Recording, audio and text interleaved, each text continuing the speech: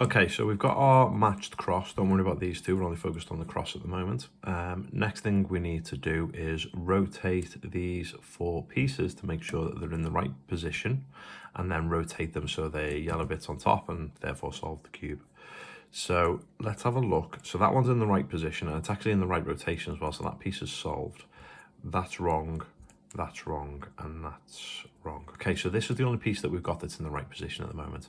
So rotate the cube so the piece that's in the correct position is on the front right-hand side. Now, it may not be in the right rotation, that's fine, as long as it's in the right position.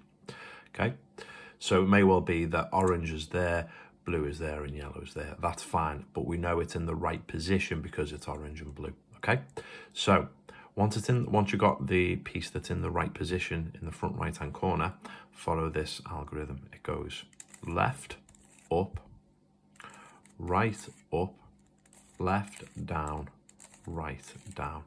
And what that does, that rotates all the corner pieces except for this one. And as we can see, they're still not in the right position, so let's do that algorithm again.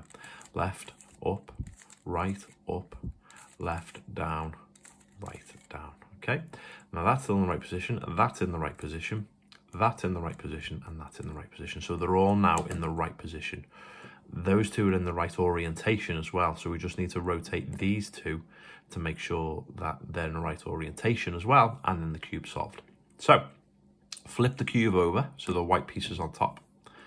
Have a look for one of the pieces that are in the wrong orientation and get that on the bottom front right hand side. Then we do our normal algorithm of up, left, down, right, up, left, down, right, until it's solved. Then keep hold of your cube and just rotate the bottom layer around. Okay, that piece is solved, so we don't need to worry about that piece. So let's rotate it around again. This piece isn't solved, so keep it there, and we do the same thing again. Up, left, down, right, up, left, down, right, up, left, down, right, up, left, down, right.